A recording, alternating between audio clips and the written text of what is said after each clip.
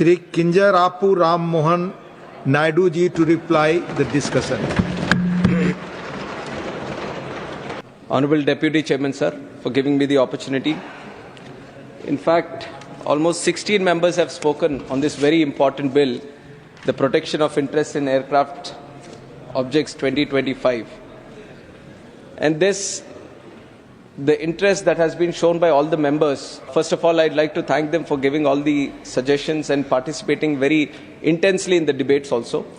And there were discussions not only limiting us to the interests of the bill, but more than that. And I would like to say that this is the kind of passion that civil aviation is invoking in all the members of the parliament or also the citizens of this country today. And the kind of progress that we have seen in civil aviation in the last 10 years, definitely I'd like to put it on record that it was not an easy task. And it was not a job of one day that we have done this thing, and that is why we are seeing so much growth. But I can say this definitely, even though it is not a one-day's job, but it was the mission of one man who is the Prime Minister of this country, Narendra Modi ji. From 2014, since he has become the Prime Minister of this country, the kind of support, the kind of vision with which he has encouraged and moved civil aviation in the country, we are able to grow so much, and we have now proudly say that we are the third largest domestic civil aviation market in the whole world. And I would like to also put some numbers. And I keep saying this everywhere, on every platform, including the parliament, while answering the questions and also when attending some important summits. One is in 2014, the total domestic passenger market that we had in the country, sir, is 60.7 million. 60.7 million domestic passenger market in 2014. And where we stand today in 2024, 161.3 million. More than double we are seeing passenger growth in this country. And if you add international passengers also, what was 43 million in 2014, we are now at 66.8 in 2024. Number of aircrafts in the country, around 359 used to operate in 2014. Now we have 840 aircrafts operating in the country, making 4,000 journeys across the country every single day. And you look at number of airports. Just now some members have also highlighted that number, which is 74. 74 airports in 2014 to a staggering number of 159 in 2025 and still counting. This is the kind of growth which no other country in the last 10 years would have witnessed. Many countries are similar to India in this financial stages. Some are having very similar conditions. But the kind of growth that India has seen is because of the vision and the mission of one man, that is our Honorable Prime Minister Narendra Modi ji, sir. And the year-on-year growth that civil aviation has seen, 9.7% CAGR. Many departments tried to achieve this growth, but this we can proudly say that civil aviation has achieved this kind of growth. And the mission behind the drive for our Prime Minister has also been one mantra, which is Hawai Chappal se Hawai Jahaj ka safar. Many people have spoken about it. They might have different minds on why we are talking about it. But has that mantra ever been thought about before 2014? Why was it not spoken in such a way? Before 2014 also we had civil aviation in the country. We had planes moving in the country. We had aspirational citizens of the country who wanted to dream about flying in the airplane. But it was only after Narendra Modi ji has come into picture that he has envisioned that civil aviation shouldn't be an exclusive way of travel. It should be an inclusive way of travel. Every one of the country should aspire to travel by air. And that is where this mantra has propelled the government to bring in many changes, to bring in many good schemes, so that we can bring the common man of this country, the ambitions, the aspirations, his dreams, just like how a flight takes off. Narendra Modi ji wanted to give the 140 crore people of this country the wings to fly, the wings for their dreams to fly in this country. And we have done that through the Udan scheme, Ude Desh Ka Aam Nagrik, a revolutionary scheme. In the last 10 years, I would like to once again say that what we have done with civil aviation, this NDA government, what it has done in the last 10 years for civil aviation, it was not just renovation. There were many airports in the country we wanted to renovate, increase the capacity. But it is not just renovation, but what NDA government has done for civil aviation is it brought in a revolution in the country for civil aviation, and that is what we have proudly done. And the revolution is through the airports, through the airlines. And it was a very challenging period also. A couple of big airlines have exited the industry. Go Air, Jet Airways, they've gone bankrupt. And on the other side, you have seen COVID, which has hit majorly the civil aviation industry. At one point of time, all hundreds of planes moving in the country have just been grounded. And even with these kind of challenges, I have just given you the numbers on how exponentially civil aviation has grown in this country. So the support that our Honorable Prime Minister has given through his vision, I would once again use the floor of the House to thank him for continuously encouraging. And in fact, you would see that two ministers, we are both sitting here, Minister for Civil Aviation and Minister of State for Civil Aviation, Muralidhar Moholji, who comes from Pune. We are both very young today. And the reason our Prime Minister has given us the responsibility of driving civil aviation is because he feels that civil aviation requires young blood today. And whatever growth we have seen in the last 10 years, it's still the beginning. We need new ideas.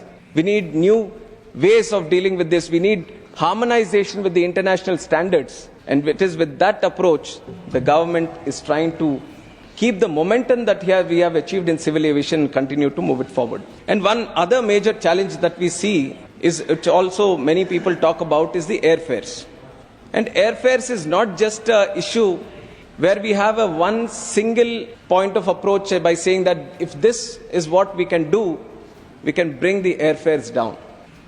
Civil aviation is a global subject today. A plane flies from here. We do domestic travel, but we do international travel also. Flights travel from Delhi to New York. Flights travel from Mumbai to Australia. So it is a harmonization that is required across the international jurisdictions.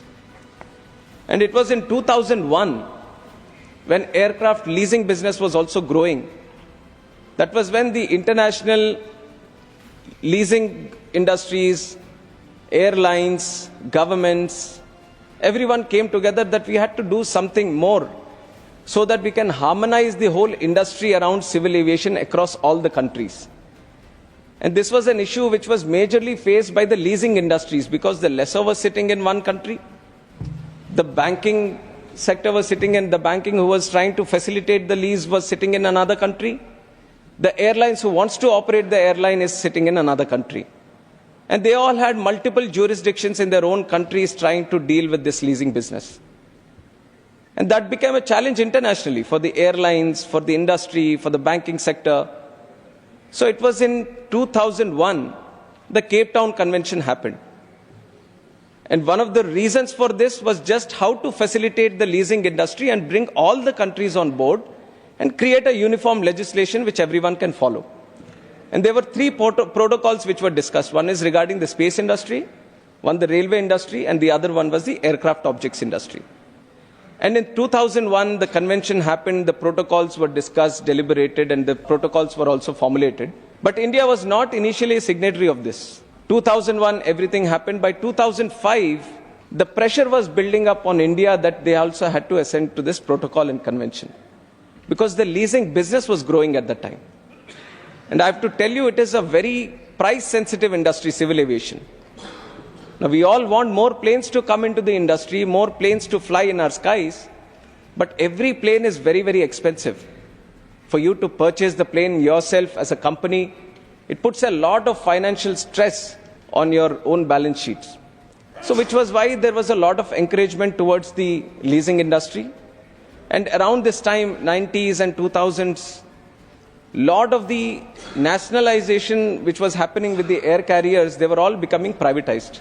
I have many countries like France, British Airways, which the government was holding before, they all were privatized. And once privatization happened, the way they wanted to operate was through leasing models. And now in 2005, pressure started building up. India at that time was thinking how to get this Cape Town Convention into effect in India also. And it took the opinion of the Law Ministry at that time. And the Law Ministry was with the idea that we don't need to have a separate bill for this, a separate act in the country, but let us go with ratifying it through the cabinet itself. In 2007, cabinet happened, it was ratified. India signed the papers, it sent the declaration to the International Civil Aviation Authority. And by 2008, things were in place, but we didn't have a legislation yet. It was just we were a signatory to the Cape Town Convention and the aircraft protocol. And we had a small mechanism within ourselves that, okay, we are agreed to have this kind of systems in India. And things started happening, leasing business grew. And in 2015, we have observed that there were some inconsistencies happening in the industry. 2015 SpiceJet, it had defaulted on a couple of lessors' payments at that time. So the lessors were very eager to get the money back. And they have this IDERA agreement, which actually gives them the right to take back the aircraft in case of any default of payments. But when they were trying to invoke the IDERA agreement, then the DGCA, which is the official authority to manage these kind of things, they were with the opinion that there was no legislation which was backing them to invoke the IDERA. So at that time, the easiest thing to do was to change the aircraft rules. So through the aircraft rules, DGCA was given the power to invoke the IDERA, and a temporary solution was formulated at that time. And in 2016, the Insolvency and Bankruptcy Code came into place, which was dealing with the insolvency and bankruptcy at a general blanket way of all the companies. And after that, in 2019, Jet Airways went bankrupt. But when Jet Airways went bankrupt and the NCLT wanted to put the moratorium, the lessors were a little bit aware of the picture, what might happen, and they invoked the IDERA and they took all the planes, deregistered them through the DGCA, and they took them back. So what could have been a very big problem at that time, because of the quick readiness of the lessors, we were able to avoid it. But still, the things were moving according to the rules and this just the general signatory that we have. And then Go Air also went bankrupt. When Go Air went bankrupt, the NCLT put a moratorium, and it said this time DGCA won't get the planes deregistered. So many of the planes which were supposed to be taken back by the lessors were sitting on the ground. They were not being able to maintain the aircrafts. So there was a general loss the industry had felt. Now, over all these examples that I've mentioned, what was observed by the industry, the airlines, the banks, everyone was that there was no proper legislation in the country. There were a lot of inconsistencies happening. There were a lot of interpretations from different people in a different way. So there was no common legislation which was dealing with the leasing industry. And what this whole thing has led to is that a drop of Cape Town Convention compliance index, which is being maintained by Aviation Working Group across the globe, where more than 400 stakeholders are part of it. And they maintain a score. And India's score went down to 50. Just to give an example on where we stand, Singapore has up to 92. US has around 90. So some of the countries who really regularly deal with this leasing industry, they try to maintain above 90. And we were suddenly dropped up to 50. Now what this created was a ripple effect that once the score goes down, the leasing costs go up because nobody finds it more attractive to come to India and lease their planes. Now if the leasing costs go up, if you want to lease more planes, it becomes more hard on you to lease these planes. And if you have more hardships in leasing these planes, you'll have less number of fleet operating. Less number of fleet operating with the kind of demand we are setting on the other side in the country. More demand on these planes itself for having the passengers travel on them, and then the air prices also rise up. So everything is all interlinked with one and another step. So that is why the whole reason we are bringing this act is to give force of law to the Cape Town Convention and the protocol. So that is what, if you see the majority of the act also, other than giving it the force of law, it contains the Cape Town Convention, it contains the aircraft protocol, and the declaration which we are signing, abiding ourselves to both the convention and the protocol as a signatory to International Civil Aviation Organization. That is the major gist of this. And if you look at the airlines also, their comments on how they feel about how this leasing industry business is going on. Air India, upon the enactment of this legislation, we improve India's compliance score in the AWG's outlook, making Indian airlines eligible for CTC discount, which will significantly reduce leasing costs by approximately 8 to 10%. So once by getting this act into place, you're reducing the leasing cost by 8 to 10%. Now, these are the costs which are going to trickle down to the passenger and the airfares also. That is why this becomes very, very important for us. Indigo also. In absence of legislation, it might be possible that other lessors may reduce their exposure in India or increase their pricing further between another 5 to 10% over and above and to the increase of 15%. They also have a very similar picture in mind. Akasa Air, in the absence of legislation, lease rates may increase by an additional USD of 15,000 per month, and SLB gains drop by an additional USD 1.5 million per aircraft over the already higher rates. So they all are indicating that if you don't have the legislation, you're basically paying high rates and you're at a disadvantage from the other countries. And this is the time when civil aviation is growing in India. You need to have proper legislations in place so that we can bring in more planes into the country. So this was the idea from the industry also, because one of the members asked how the industry is reacting, how the airlines are reacting to this legislation. So they are very eagerly waiting that as soon as we pass this bill here and in the Lok Sabha and becomes an act, they will be getting the advantage, and through which they can trickle down the advantage to the passengers of this country. And more than that, sir, I have talked about the AWG score also, which is up to 50 now. There is a slight improvement up to 62, but we are aiming to reach up to 90 so that the leasing business also flourishes. And also with the support of our Honorable Prime Minister, Gift City, which was done in Gujarat, we also have a specific incentives that were given so that we can have the leasing industry in the country itself.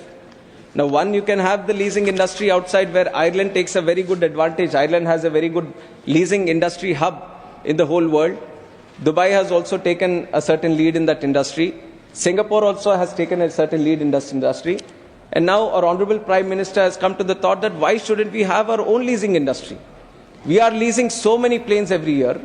I've talked about 840 planes operating in our Indian skies. 86.4% of those planes are in the leasing model today. The airlines are preferring to go into the leasing model. Now, when they lease, they go to other countries and lease. Now, when you go to other countries and lease, there is a forex trading also happening. So you are losing out on that. The costs add up in the forex also come down basically onto the passenger. So our Prime Minister has thought we should have the leasing industry here. And based on that, many incentives have been given in the Gift City, like exemption on income tax for the sale of equity shares of IFSC entities involved in aircraft leasing, subject to specific conditions, exemption of dividend income for units engaged in aircraft leasing at the IFSC, 100% tax holiday for first 10 years of operations. So many of these incentives have been clubbed together so that we can encourage the local industry to also cater for leasing business. And through this, we have done many significant strides also, sir. 33 aircraft leasing entities have been registered by January 31st, 2025, leasing 146 aviation assets, including 75 aircrafts and 71 engines. So we have made significant progress in this industry. But everywhere, when we talk about leasing in the Indian landscape, everyone was requesting that when are we going to have the legislation? Because no matter how far you travel down this road, always the roadblock that they seem to face, or the doubt, the confusion that they seem to arise, was because of not having the legal backing to this kind of legislation. So this is what we aim to bring through this act, sir. And many... Both. We are not differentiating between Indian and foreign leasing companies. But this is going to definitely give a boost for the Indian leasing companies also. Because the Indian leasing companies, just now Sanjay ji has also mentioned, for the Indian leasing companies, anyway, the whole backing comes from the banking industry. That's where the money comes from. And even for the banking industry, for them to see how to support this industry, because for them risk is also involved, And for them, it is important to have a legislation in place. Because unless without the legislation, they just can't be on the just how the industry forms. And one other example, sir, the SARFAESI Act 2002, securitization and asset reconstruction of financial assets and enforcement of security interests. This SARFAESI Act does not apply to aircrafts. So again, there was a need for some act to give that backing so that the banking industry feels that they can be a little more profitable in entering into the aircraft business. So the CTC bill, which is this bill, it is intended to give protection to security interests by which financiers, which are like the banks, will be comfortable in financing aviation assets also. So there is a multiple benefits that we are getting just by giving a legal force of law to the whole Cape Town Convention. And through this, we also see that the whole leasing industry is also going to increase. And there are a lot of requirement from the airline side also, just like I have mentioned, how they all want to improve the leasing business in the country, sir. And many different things which are dependent on the leasing, just like how the sale and leaseback model, which is another part of the leasing industry, how the airlines also, they are trying to purchase the aircraft first, and then they sell it, and then lease back from the same guy. And this is a model which our Indigo has been successfully operating today.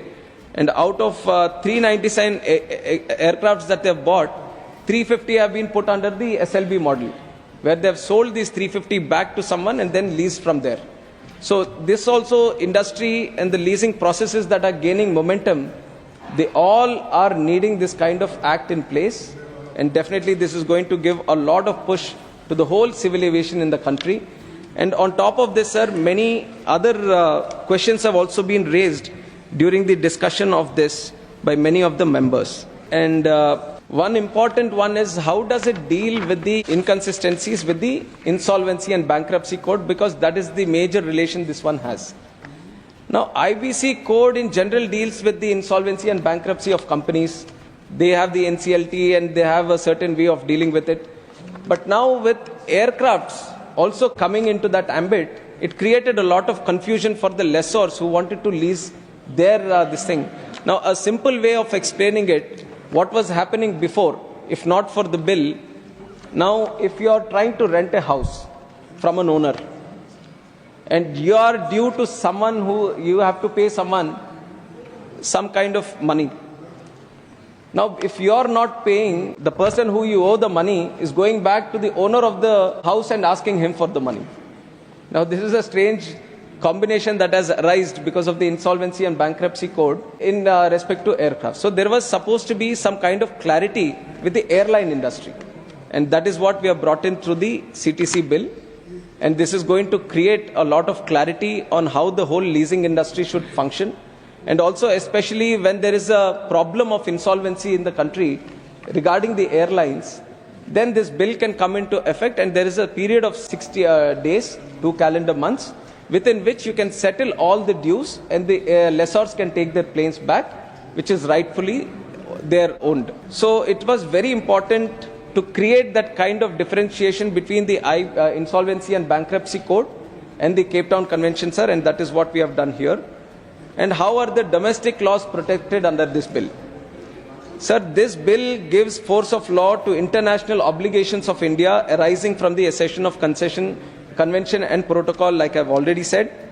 And it has also been provided that the bill, in addition to the provisions of the bill, provide adequate protection to the existing domestic laws by overriding only such provisions which are inconsistent with the already acceded treaties. So it is not going into any domain which is not related to aircraft objects. Only when the aircraft objects come into place, only then this bill will come into effect. Now, insolvency and bankruptcy code deals with many bigger things. So we are not entering into all the things that insolvency and bankruptcy code deals with. We are only saying whenever there is an aircraft object coming into place, only then this bill is going to prevail, and this bill is going to look after the things on how to deal with the aircraft objects. And sir, how just now Jairamji has also asked about international and domestic lessors, that we have answered that there's no differentiation. Lessors is a lessor, and from our side we want the domestic lessors also to come more and more. And this bill is going to give that kind of strong protection for the domestic lessors also, so that they can come into the industry. And how does it protect the smaller airlines? Now, just like I said, if the leasing industry improves, even for the smaller people running smaller aircraft, smaller airline operators, they also will find it more and more incentivized for them to lease planes. Without this, just with the compliance report very low, the CTC index very low, it becomes very hard for the smaller people also to lease any plane. Now with this, the smaller airlines can lease much higher number of planes, and then with the more number of planes, automatically gives a boost to both the airline operators and also the civil aviation market. Now what is the role of DGCA in all of this? And through the bill only we have mentioned, sir, DGCA becomes the domestic registry. There is an international registry at the ICAO, and also domestic registry is going to be maintained by the central government, especially the division of DGCA. And now through the bill we have also created a provision that all the airline operators regularly have to intimate the DGCA on how many dues are still pending with what kind of lessors on plane basis. Not just overall from the airline point of view, but plane by plane, whatever anyone is leasing from any lessor, they have to periodically intimate the DGCA. They have to keep a list of all the dues they have with all the lessors. That registry is going to be maintained. And even for the lessors, they have to also continuously intimate about the activity that they are doing in the country also, sir. So this will create a lot of security for both the lessors and the lessees, and the overall aviation market also, because there has been a lot of confusion in this area. It has been a grey area for some time, and now with the bringing of this bill, definitely it is going to create a lot more clarity, and we hope this is going to give a lot of push for the leasing industry, which is the need of the hour. There is an immediate need for this bill to be there in the industry, sir, and it is with this speed that we wanted to bring in. And I am very happy that many of the members who have spoken of this bill understand the seriousness of this, and they have supported it. And there have been many members who have taken the opportunity of this bill to talk about some local issues, some of their airport issues, some of the connectivity issues also. And it is very difficult to answer each and every person individually, but I'd like to mention some states. One was Bihar, which they have mentioned about not having an international airport other than Gaya International Airport. I'll come to some of the states. Bihar has a very peculiar situation, sir. Bihar has Patna. In the capital city, there are two airports at present. One is the Patna airport, and also Beta airport, which we are trying to develop, which is a civil enclave. It's an Air Force airport, and we have taken some land and we want to develop. But even though they both will be operating, we can't do international planes because of the fixed runway length that is there. We can't do wide body aircrafts there, which is why in the interest of the Bihar and the citizens there, we want to create an international airport. And I would like to thank the Honorable Finance Minister for specifically mentioning it in the budget that we will be creating an international airport near Patna in Bihar. And from our side, civil aviation side, we are looking at all the possible locations, and we'll choose one of the best location, which is near Patna, and from where international planes can fly from the city of Patna, and that is the intention with which we are looking at. I know this is the most interesting aspect, sir. The bill is there definitely, yes, but the aspirations is for the local demand and the local airports. And other than this, the Darbhanga airport we are developing with a cost of more than 1400 crores we have put in. The work is going on. Purnia airport also we are developing right now, sir. There has been a cooperation from the state government in respect to land that is required. We are presently constructing it. And by August or September, we see that the terminal is going to finish, and definitely we are going to start operations from Purnia airport also. And we have already started building also. And then we have other airports, sir. Let me take the state of Telangana now. Telangana, we have taken a historical decision of granting permission, site clearance also for in principle approval for airport in Warangal, sir. Warangal used to be one of the biggest airports in the country pre-independence era. And after some time, there used to be Vaidut Airlines also, which was flying from there. But because of lot of different reasons, the airport stopped functioning in 1980s sometime. And since then, there has been a strong demand from the locals there to start the airport. And now, with the support of state government, with the proper vision of the central government, we were able to grant the site clearance, and very soon we are going to start the work in Warangal airport also, and we plan on building one of the best airports in the country in Warangal also, sir. And the Telangana government also has a demand for many other areas. And with the cooperation and support from the state government, we are going to see if we get the required piece of land in the required area, then definitely all the other areas also, sir, we'll definitely look into it. And also the state of Kerala. Kerala, I'm coming to you, sir. Kerala, one Kannur airport, right from Chief Minister to members here, both Lok Sabha, Rajya Sabha, they've been asking for point of call from that airport. Kerala is the only state where they have 3 airports which already have point of call. One is the Trivandrum, Kochi and Calicut. And properly flights are going international, and some domestic also are flying from Kannur airport also, sir. Point of call, definitely there are money requests from across the country also. We need to have a balanced approach for all the other states. So definitely we will look into it, but it has to be a balanced approach considering all states. The only thing that the government has here, and I'll be very honest and open with you, sir, 2 things is, one, we want to have our own Indian airports to function as hubs. Now you see in the Gulf, Singapore, Turkey and all these countries, they are trying to grow their own airports at the cost of our Indian airports, because they are trying to take the passenger traffic from here, take them to their own countries, and from there they are trying to connect to the whole world. What we want to see is India have its own hubs in the country itself so that they can also flourish. Now we are at a strategical location for the east and the west, where people from the west can use India as the hub. Now unless we try to improve the hub situation in the country, you can't be able to facilitate for that. And if you start diverting our traffic to all other areas, then it becomes very difficult for our Indian airports to grow at that stage. And the second thing is, we want to protect the Indian carriers who are operating from India, sir. So we have an obligation that we want to improve the Indian carriers also. So it is with these two situations. It is with these two situations that we need to have a very balanced approach when we think about giving a point of call for a new destination. But I agree to the demand, because this is a demand which has been there across the country. Mr. Rahim, and we are going to see what best we can do. We have done a lot for the state of Kerala also, sir, and we'll continuously keep doing so. Our support for Kerala is continuously going to be there from the Ministry of Civil Aviation. We want all the airports to grow. And one challenge, what the Hajj that has been done, which has been mentioned, sir, the Hajj, every year there is a tender by the Ministry of Minority Affairs from all the airports on how many people need to be carried to the Hajj. And now what happened here is the tender, the bidding which was happened is at that level. It's a very transparent and accountable way of dealing with this Hajj thing. And that is how the bidders came in, and it was through the process how they were selected. But one interesting thing, Calicut, the runway we are trying to extend.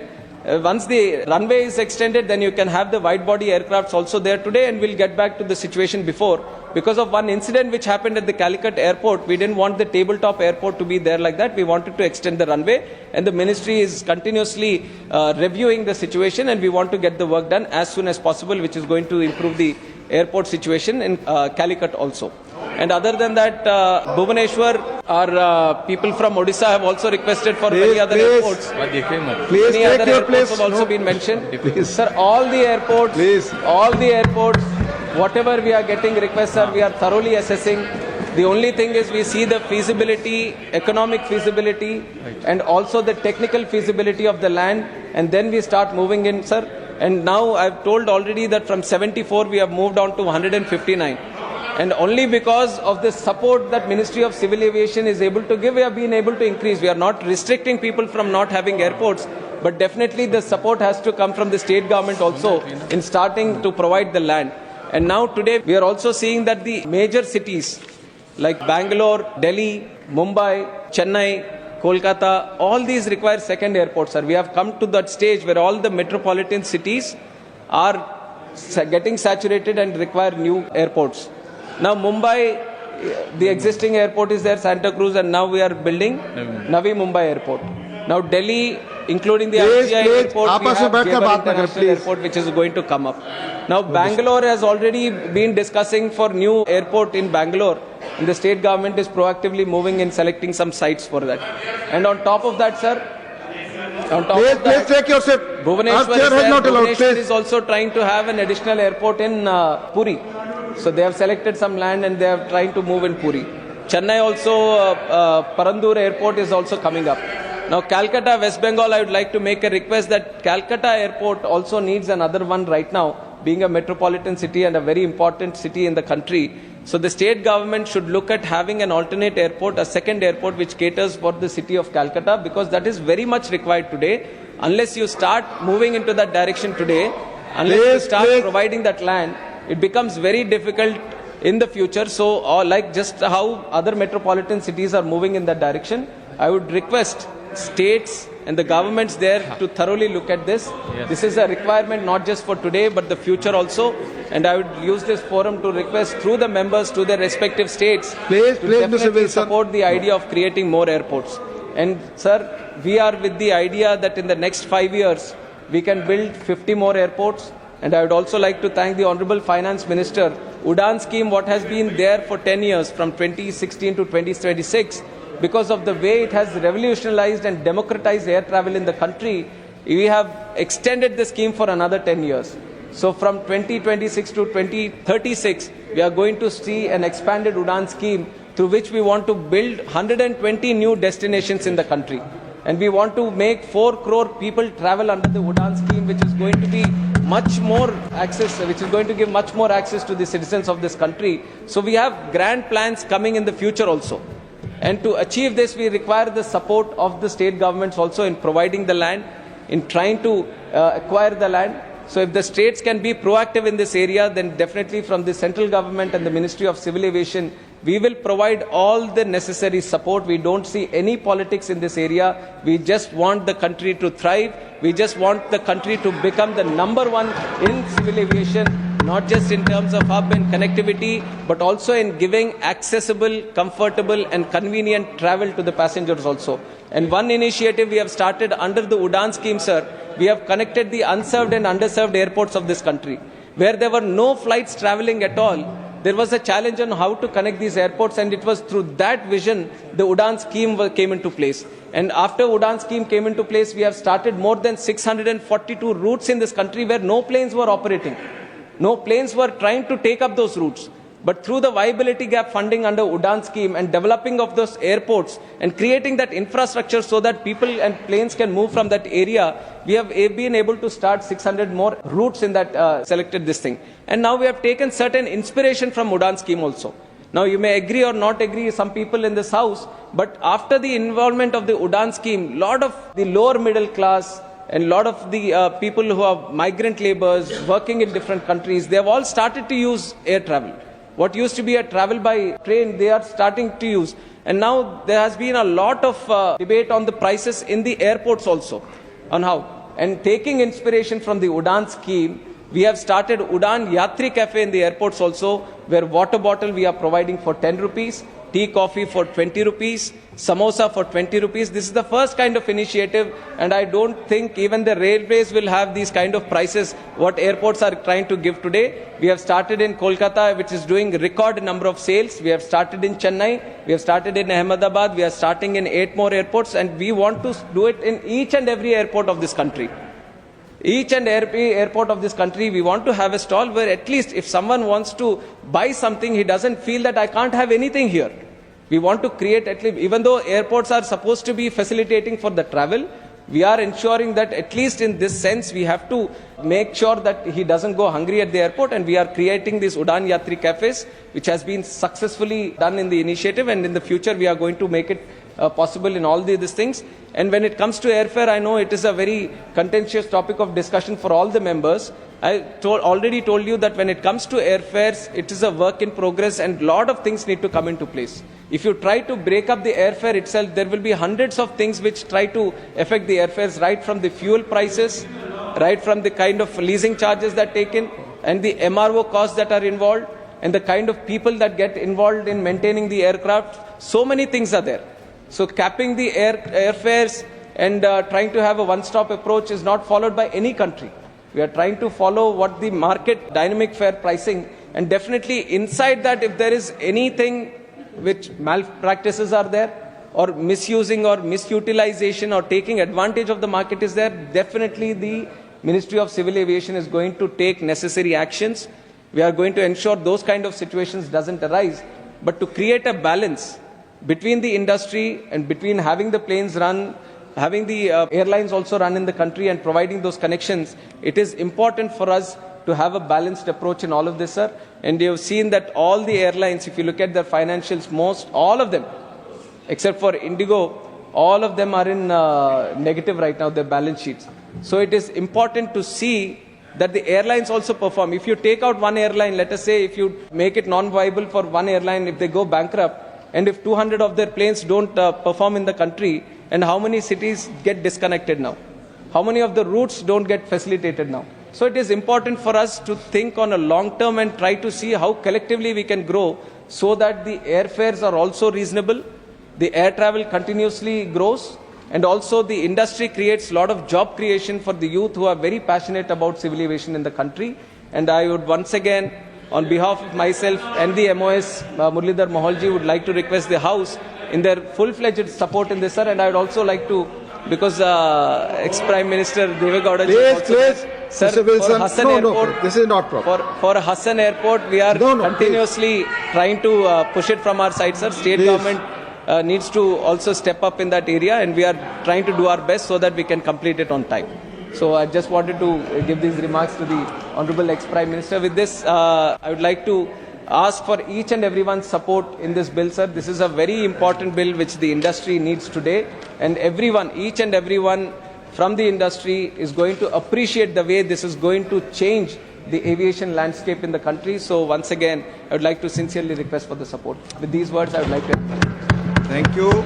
Sri Kinjarapu Ram Mohan Naidu to move that the bill be passed. Sir, I move that the bill be passed. Motion moved that the bill be passed. The question is that the bill be passed. Those in favor will please say aye. Aye. Those against will please say no. I think the ayes have it, the ayes have it, the ayes have it. The bill is passed.